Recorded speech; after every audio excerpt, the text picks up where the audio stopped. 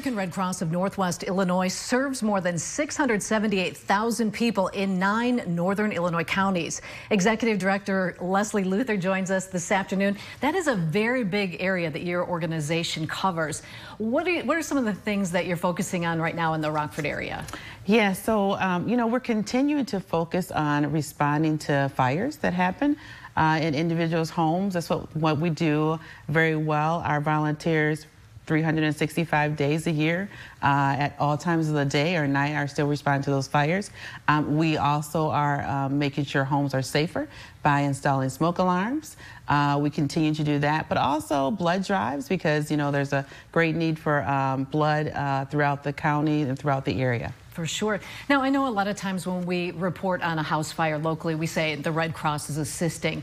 How does the Red Cross assist when someone has a house fire? It's a great question. So the first thing for us is we provide hope and support when we first see the individuals that have been affected.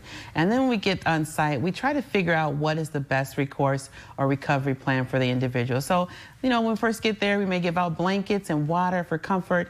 And then if an individual needs further assistance, we provide that. Some of it is financial assistance. Others just that casework, that kind of recovery process to see how we can help you to move forward once you've had this devastation.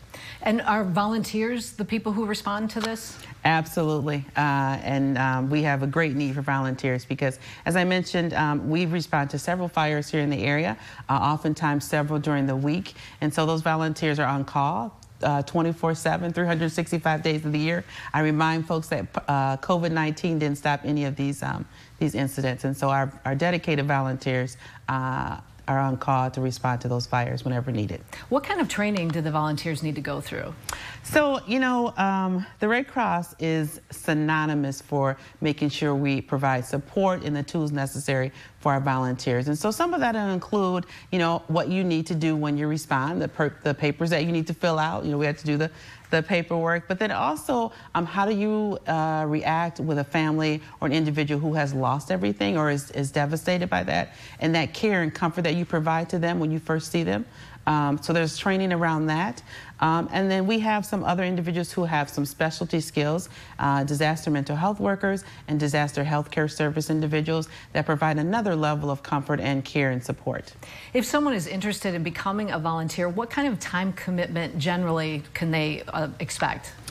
That's a great question, too. We have individuals who come in on a daily basis to give us a few hours a day. But then also there are some individuals who volunteer once a month for a project. So it really is the gamut. We have in-person activities as well as virtual activities that volunteers can do. Now, we all know that smoke alarms can save lives, and you probably see that when you do respond to these fires, that had there been a smoke alarm perhaps, or that might have saved lives, having one on scene. What about people who maybe don't have one? So that's where we come in.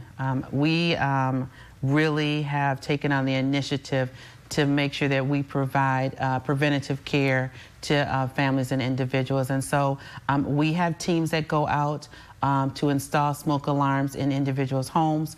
But alongside with that, we talk about the fire safety tips that you and your family should do, what is your escape plan. And so it's really key that we provide that to them. And it's free to individuals, and our volunteers and our partners love to go out and do that with us. If someone watching right now doesn't have one and would like to get one, how can they go about that? They can go to redcross.org. And they will direct them to where they can sign up to get a smoke alarm. And then we're going to be out with the city of Rockford starting, I think, this Friday. We're doing a series of events. They have an initiative to make neighborhoods safer, so we'll be partnering with them to go out to individual neighborhoods to provide that as well. Terrific. And you have several events coming up this spring. Can you talk about those a little bit? Yeah, we're going to be busy, but our volunteers love it. On May 14th, that is our first what we call Sound the Alarm for the Northwest Illinois chapter. It will be in Rochelle, and we plan to install 250 smoke alarms to make homes and individuals safer. That's an ambitious goal, 250. That's a lot. And then if someone's interested in becoming a volunteer, how do they do that? Redcross.org. Okay. Very simple. And we really would love to have even more volunteers come out because, as you mentioned, that is a great undertaking to install those smoke alarms. And so we want to make sure we have enough teams to do that. So if any wasn't interested to come out and do that, that's a one-time thing you can do. But then also be a long-time volunteer on a regular basis. What kind of special skills do you need to become a volunteer? A big heart. a big heart, and the ability to be flexible. But the fact that you want to help eliminate human suffering wherever that is. And that's really what we ask our individuals to do. And there's a gamut of things you can do. As I mentioned before, they can be virtual or in person. So everyone can be a Red Cross volunteer. All right, Leslie Luther, thanks so much for being with us this afternoon. Thank you. When we come back, we'll recap some of today's